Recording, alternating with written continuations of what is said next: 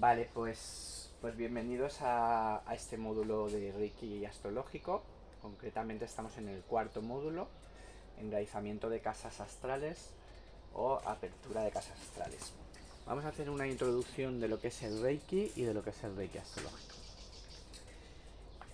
Algunos venís sin estar formados de Reiki, algunos no sabéis nada de Reiki, algunos no sabéis nada de astrología, así que vamos a ir durante el fin de semana introduciéndonos a ambas áreas y también a esa fusión concretamente de la temática que nos ocupa este fin de semana.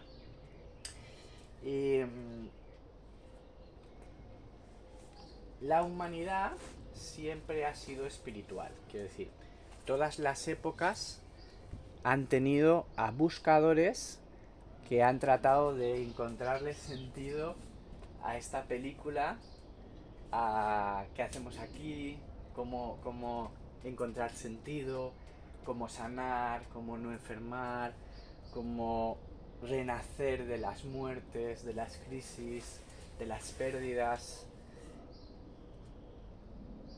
con qué actitud vivir la vida para evitar el odio, el rencor, la frustración, cómo trascender y mantener la inocencia, ¿no? Cuando somos niños tendemos a tener una inocencia de corazón que a base de pelear y pelear en la vida y de frustraciones y desengaños y no sé qué, vamos perdiendo la inocencia, vamos perdiendo el corazón y eso es muy doloroso para el alma porque uno recuerda su inocencia, su generosidad, su amor y las técnicas espirituales, aparte de tratar de ayudarnos a no enfermar o a superar enfermedades concretas, pues también tratan de mantener la luz de esa pureza del ser.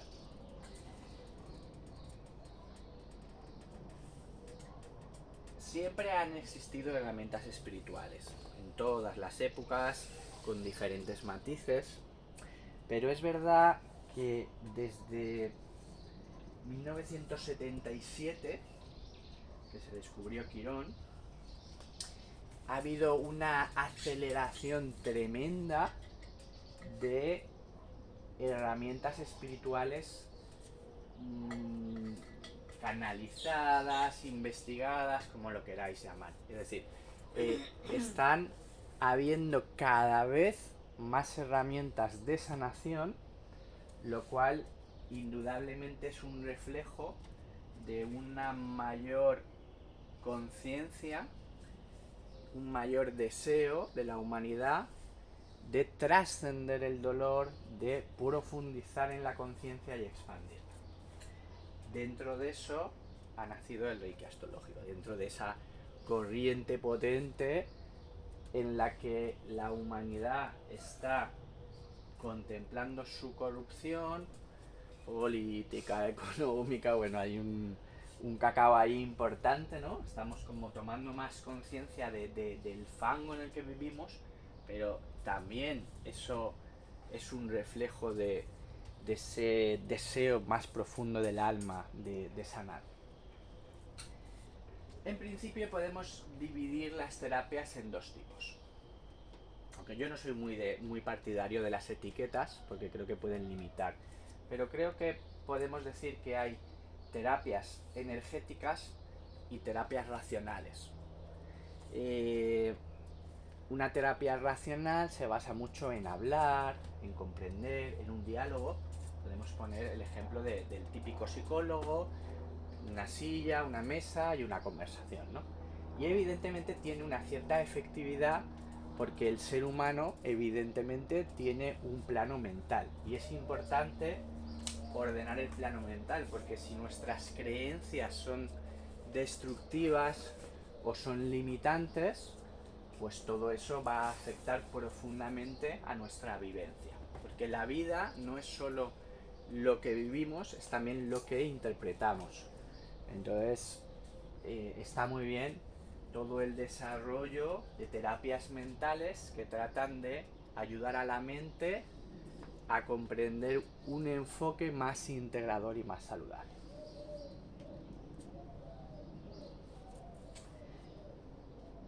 el siglo XXI en el que nos encontramos ha ido haciendo, yo diría que cada vez más énfasis en terapias energéticas, donde se hacen trabajos de sanación donde no siempre es necesario transitar la mente, o donde quizá la mente no es central, sino que se hace un trabajo energético. Claro, fijaros que coincide esto con el desarrollo de la física cuántica. La física clásica, la ciencia clásica, hasta el siglo XIX, pues digamos que del 16 al 19, la ciencia fue arrinconando a las religiones y, si quieres, a la espiritualidad, y creando un paradigma científico materialista, determinista, donde no hacía falta Dios y el espíritu, porque había unas leyes naturales que podían descubrirse, comprenderse y explicarse.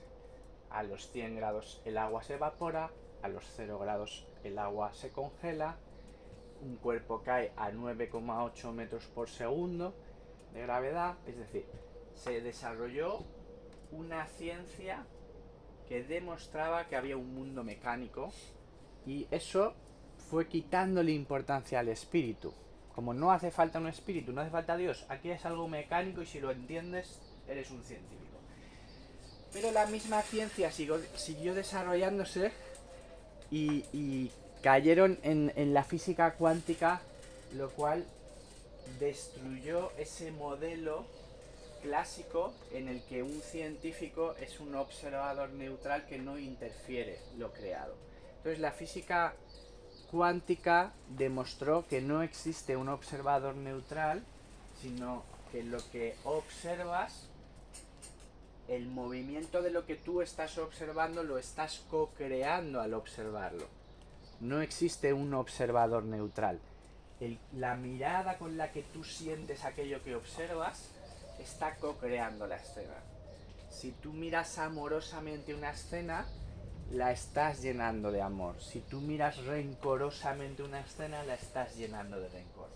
Por tanto, somos co-creadores. Es verdad que hay unas matemáticas y unas leyes más o menos rígidas, pero también es verdad que hay un margen entre esas leyes mecánicas, hay un margen, y es la conciencia, es la energía, la intención y la atención las que van conformando cómo se decantan las cosas.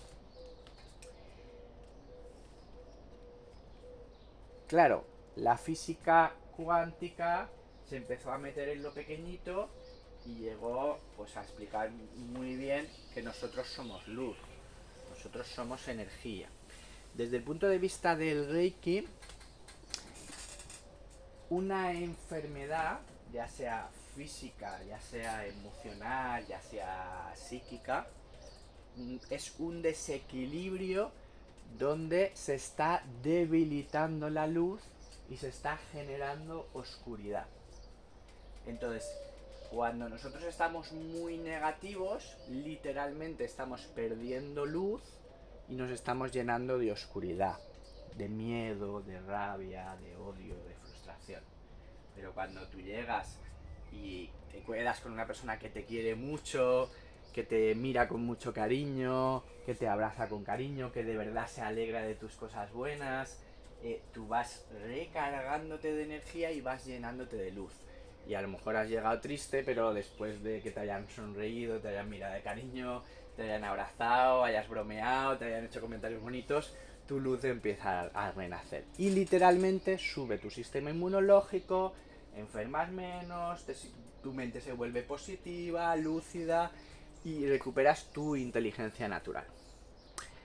Entonces, cuando nos metemos en sistemas de sanación, estamos entrando en un paradigma donde entendemos, más que pensar en términos de salud y enfermedad lleno de etiquetas y llenos de bioquímica, entramos en una percepción donde pensamos más en términos de equilibrio o desequilibrio.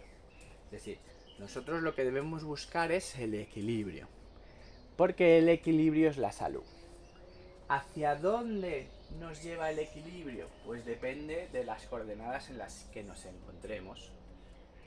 Como pauta general podemos decir que si nos hemos ido a un extremo, posiblemente el equilibrio sea hacia el extremo contrario. Eso es válido para el pensamiento, ¿no?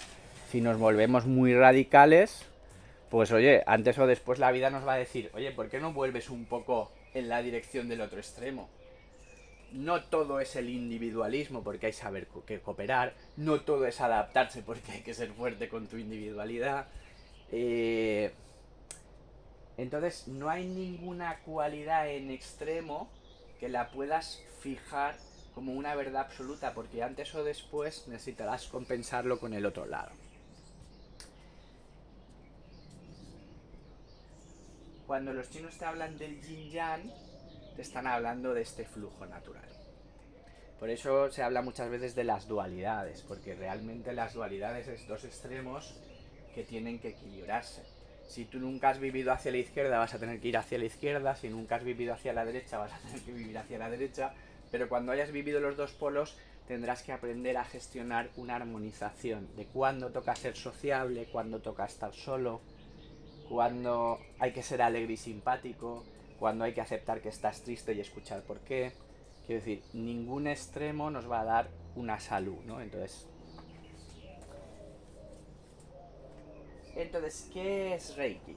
Reiki es una técnica en principio muy sencilla y que se ahorra muchos laberintos mentales. Porque Reiki tiene que ver con canalizar luz. Entonces puede ser bastante sorprendente para personas muy terrenales o muy materialistas o con poca visión espiritual decirles, pero es una realidad, nosotros somos un cuerpo de luz y existen técnicas para canalizar esa luz. Y cuando nosotros aumentamos nuestro nivel de luz, literalmente aumentamos nuestra vitalidad, aumentamos la capacidad del cuerpo de autosanarse, de autoequilibrarse, de autoinspirarse, de tener más imaginación, más creatividad, más fuerza, más confianza, más autoestima.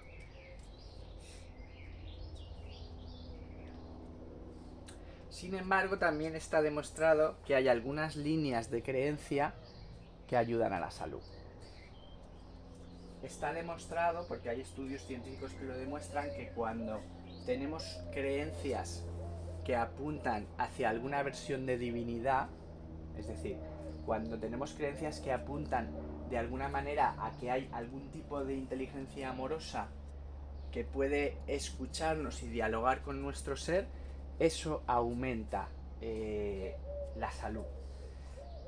Cuando las personas que se abocan excesivamente a un mundo que no tiene espíritu, que no tiene Dios, que no tiene ningún diálogo con tu alma, eso hace que las etapas de crisis, de muerte, de dificultad, se gestionen mucho peor. Entonces, es sano tener una creencia espiritual. Yo no voy a decir si uno tiene que ser budista o cristiano o qué sé yo, pero es sano sentir que tu ser dialoga con un ser mayor que tú, llámalo Dios si quieres, o la energía universal, o la energía de la conciencia, del amor, como gustes. Pero en general es verdad que la gente se vuelve más fuerte y más resistente con ese tipo de creencias. En mi opinión es así porque es cierto que la energía universal tiene conciencia y creo que el ser individual dialoga con el espíritu de la vida. Por eso nosotros somos creadores, somos manifestadores. El camino de la espiritualidad tiene que ver con el camino de la madurez del ser. Y eso tiene que ver con asumir la responsabilidad de que tú estás creando tu vida. Tú eres quien la limita, tú eres quien la condiciona. Entonces, el desarrollo personal tiene que ver con aumentar tu capacidad de sentir amor, de darlo y de recibirlo. Pero también la sabiduría para comprender cómo trascender el sufrimiento y cómo convertirlo en un abono de superación que te acerque más a tus cualidades y tus dones y a llevar una vida más en coherencia contigo.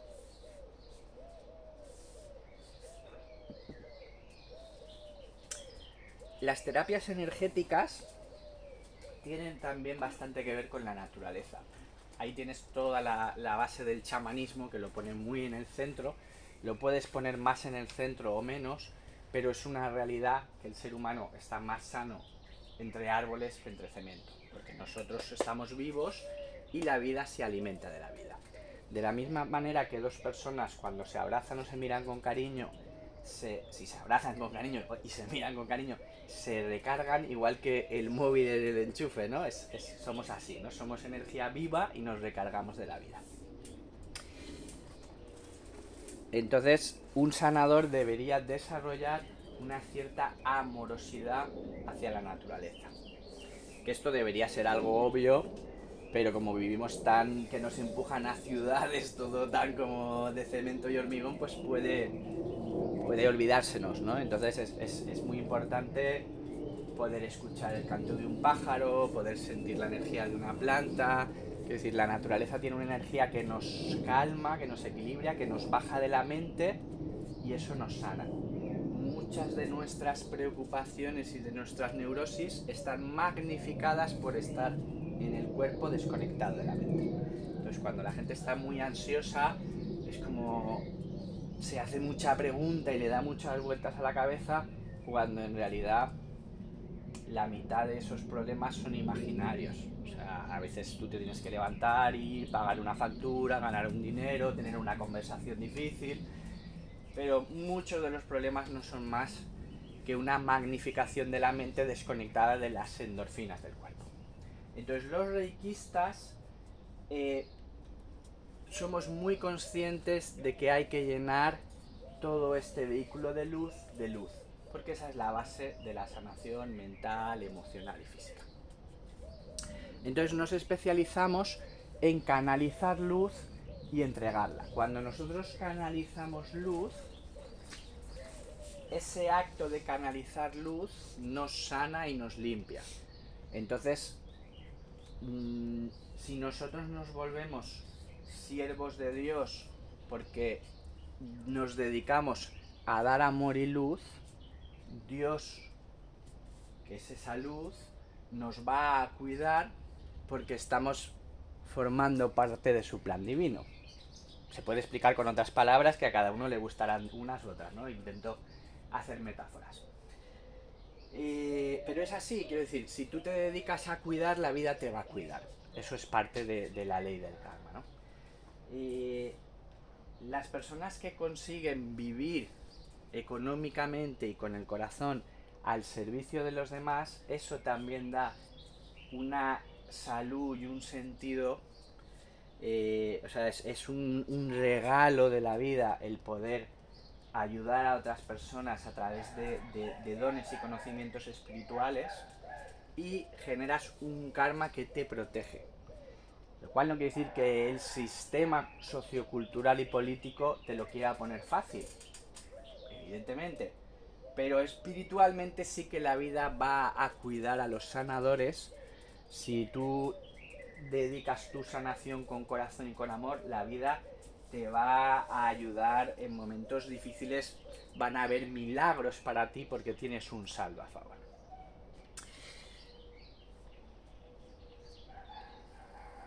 Entonces, cuando alguien sufre, intentamos no etiquetar demasiado, porque entendemos que simplemente hay un desequilibrio donde se ha perdido luz. Ahora bien, si una persona pasa demasiado tiempo con demasiada oscuridad, eso va a crear un egregor, una entidad destructiva y limitante que puede ser un poco más compleja de sacar del cuerpo.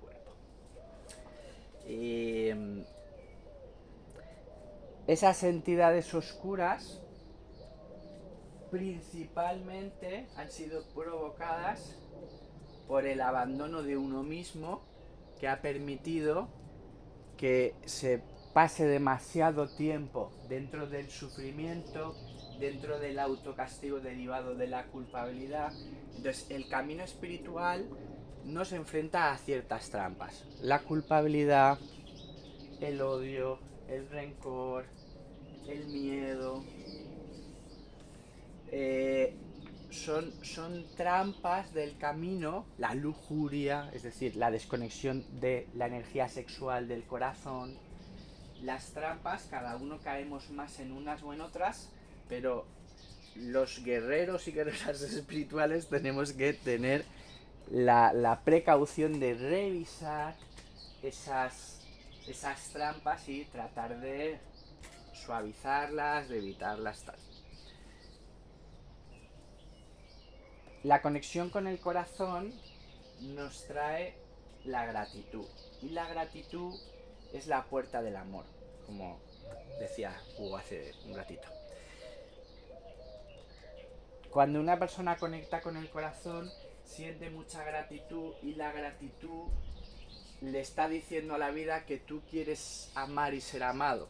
Entonces la vida lo entiende y te lleva por esa autopista. En cambio, si tú siempre estás quejándote, protestando y diciéndole a los demás que no son suficientes y que tú no eres suficiente, generas también una autopista de creación, pero destructiva. Para sanar hay que conectar con el cielo y con la tierra. ¿Qué es lo que hemos hecho en la meditación? Conectar con el cielo es conectar con la luz de las estrellas. La estrella principal es el sol, es la fuente principal que conecta con nuestro séptimo chakra, con la coronilla. Pero las estrellas del zodiaco que corresponden a tu signo solar y a tu ascendente también son estrellas que te van a dar luz para tu sanación. Y el suelo real, no el del cemento, el suelo, la tierra, la Pachamama, con los árboles, las raíces, los lagos, evidentemente el agua de un lago, de un río, de un mar está viva. En teoría tú caminas descalzo y cuando tú vas caminando por la orilla del mar y ese inmenso ser que es el mar está mojando tus pies, ese mar te está diciendo cómo se siente la madre tierra. Porque el agua es el sistema emocional. Cuando tú, aquí que tienes Piscis, Piscis, ¿no? Los pececitos, son nuestros pececitos. Cuando nuestros pececitos conectan con un agua viva en movimiento, nosotros pasamos a percibir cómo se está sintiendo ese día, las emociones del planeta en esa zona del mundo. Claro, por eso a nosotros el agua siempre nos las dan embotelladas y estática. No nos dan agua en movimiento. Si nosotros bebiéramos agua en movimiento, en cristal, en recipientes de cristal al sol y en movimiento, tendríamos más salud. Procuran que esté embotellada y estática, porque al agua necesita movimiento. Entonces, cuando un sanador camina, la planta de los pies, que por cierto los pies se conectan al estómago y eso da tranquilidad a esta zona, la gente, el ser humano, casi todo el mundo tiene mucho miedo en el estómago, mucho bloqueo. Se crean como arañas, como egregores y entidades que acumulan los miedos aquí. Entonces, caminar sintiendo el suelo que pisas relaja el estómago y te hace consciente, ¿no? Entonces hay que conectarse. La energía de la tierra que sube y la del cielo que baja, cuando se mezclan con el corazón activan la brújula espiritual. El amor, el cuarto chakra, es lo que hace que nosotros tengamos una brújula espiritual. Y eso es lo que nos desconecta de estar dementes. La gente, la mayoría no hacen esta conexión y entonces viven dementes. O sea, en una mente que se vuelve loca porque no tiene una brújula con el amor. Entonces hay que hacer esa conexión.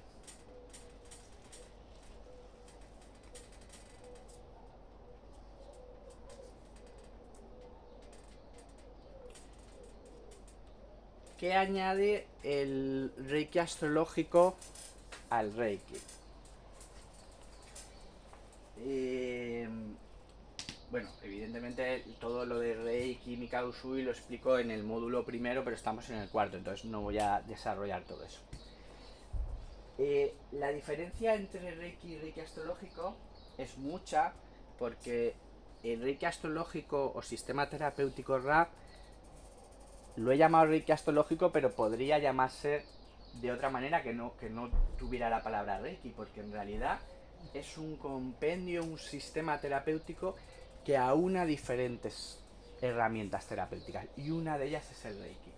Pero incluye el Reiki, incluye el biomagnetismo, incluye limpiezas chamánicas, incluye masaje, incluye reprogramación por tapping, que se llama EFT.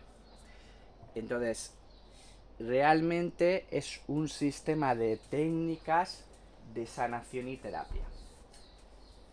Sanación es una palabra que es muy afín a los trabajos energéticos como el Reiki.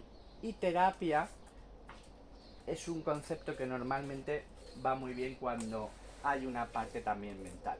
En Reiki astrológico trabajamos con la sanación energética, pero también hacemos terapia y hacemos autoconocimiento, porque sí hay una parte hablada, sí hay una parte donde la visión del terapeuta dialoga con el paciente, y hay una parte del autoconocimiento gracias a la información que nos da la carta astral del paciente. Entonces, en cada módulo de Reiki astrológico, en total son 12, se aprende durante un fin de semana una serie de técnicas y de protocolos para trabajar con el paciente. Y cada módulo te da unas herramientas de sanación y terapia. En este caso, la parte del conocimiento astrológico que nos va a dar la base de la autosanación y el autoconocimiento en este módulo van a ser las casas astrológicas. Por tanto, vamos a ver las casas astrológicas, pero las vamos a ver enfocadas a la sanación y al trabajo terapéutico con el paciente. Entonces, primero vamos a ver la teoría de las casas y luego veremos cómo usar ese conocimiento para tratar al paciente.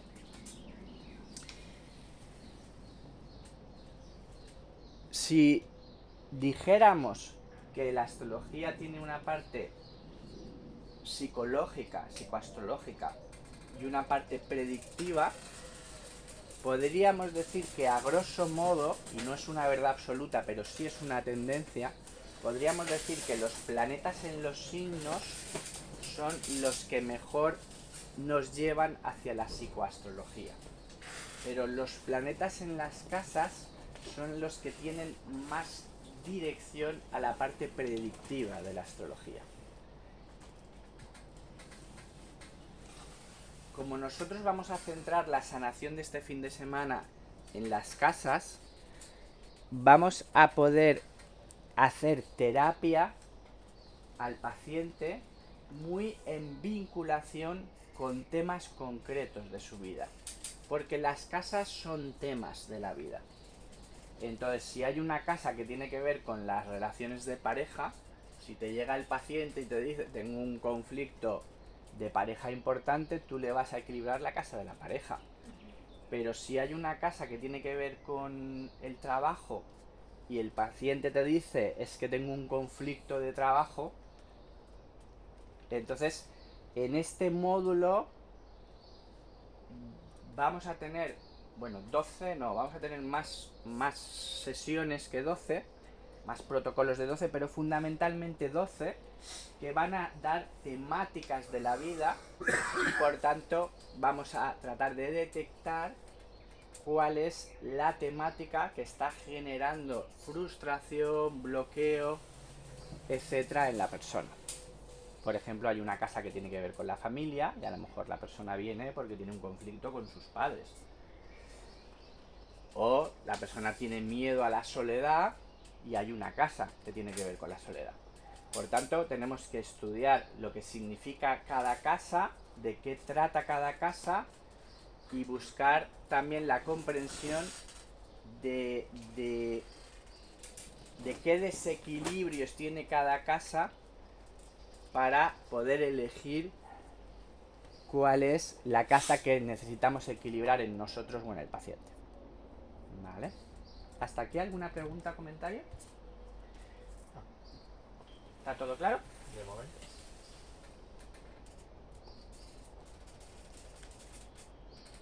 Vale.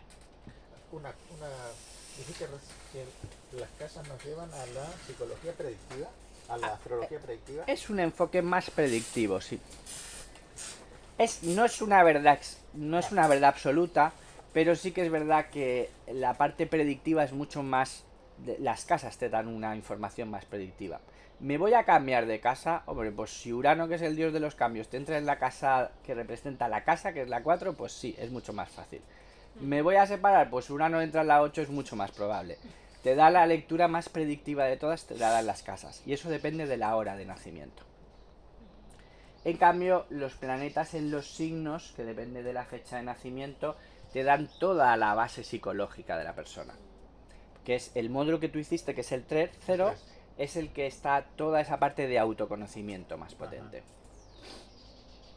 Pero claro, digo perdón, porque sí. la predicción es, lo tengo tan metido, decir, pues la predicción es, se vincula con el horóscopo, que es el gran veneno, ¿no? Es decir, lo que desfasa de alguna, creo entender esto, que es lo que desfasa de alguna manera, y la gente le habla de astrología y los que no conocen nada se van al horóscopo. Entonces yo al menos trato de decir, vamos a ver, el horóscopo, si lo tomas como predicción, es Leo, cuidado con los negocios hoy. Y eso, vale. creo que eso es lo que envenena la ciencia, que es la astrología, ¿no? Eso es lo que envenena. Entonces, cuando dice predicción, a mí me vibra esta, claro, más profundamente, como lo estás explicando, se entiende a dónde apunta el tema de las casas, a dónde te va a apuntar el tema de las casas. Pero me da cosa la predicción. Vale, pues te comento lo que dices. El carácter y el destino aparentan apuntar en direcciones diferentes, y sí, matizan diferentes, pero en realidad la astrología realmente te dice cuál es tu programa energético interno, pero tu programa energético interno va a acabar manifestando una forma de vivir. Entonces, por eso al final el carácter y el destino están en la misma línea. Porque si tu carácter es que eres muy impetuoso e impaciente, pues va a ser más fácil que tengas accidentes. Si tu carácter es muy retraído, pues va a ser más fácil que tengas una vida aburrida, porque no te atreves a lanzarte a nada. Entonces, es un poco ahí, ¿no? Pero los planetas en las casas son los que más claramente te dan una información más concreta. De todas maneras, lo que has nombrado de los horóscopos, digamos que es la parte predictiva de las personas que no están haciendo una astrología seria. Quiero decir, claro, un astrólogo con mucha experiencia y conocimiento que le haya interesado esa parte te va a dar unas pautas de los movimientos que puede haber en tu vida bastante sorprendentes y certeros. Aún así, la vida es muy creativa y un buen astrólogo, a pesar de poder ser bueno en lo predictivo, tiene que ser flexible, tolerante y decirte, mira, yo creo que esto se puede manifestar así o quizás sí. Claro, quiero decir, no es algo tajante. Tu tendencia, hay una tendencia o hay un camino que, claro, eso sí, pero no el que te viene a una consulta para decir, ¿qué voy a pasar? ¿Voy a tener pareja o no voy a tener pareja? Claro. A ver, ¿cómo es que estás haciendo tú con tu conciencia? Es decir, a ti te pueden haber repartido unas cartas, pero ¿cómo estás jugándolas tú? Exacto. Hay un margen, claro. Interpretación, me refiero, claro. Sí que tiene una parte predictiva la astrología, pero no como está en las revistas de domingos o de las... allá se redujo un poco mucho la astrología, la esencia de la astrología, porque de verdad es un autoconocimiento psicológico de la persona, lo que él dice, dónde están los planetas, habla psicológicamente de posibles vivencias que Tal vas cual. a hacer. Sí, sí, o como Vas a nosotros, tener. o como nosotros, Luna en Escorpio, manifestamos las cosas. Sí, no en vano, estamos aquí todo Luna en Escorpio, ¿no? Sí, Buscando sí, la está profundidad. la cosa. Os voy a repartir los manuales. Sí. No, me refiero sí que tiene una parte predictiva también. Ya, Te pero guste no, o no te no, guste, pero pero no así no mañana en te pasa predictivo. esto. No, así no. A esa, Pero como ella dijo, no, está claro. puede haber una mudanza, un cambio, es que lo vas Eso a está notar. claro. Eso sí. eso clarísimo, O- eso clarísimo. Lo que pasa es que me chilla Pero sí que tiene la parte, palabra esa. sí que tiene. Sí, la No, predicción bueno, está en la astrología. claro. Mm. Bueno, de hecho, si hasta los egipcios dependían de su astrólogo, Sí, ¿eh? tiene Los una romanos parte. dependían de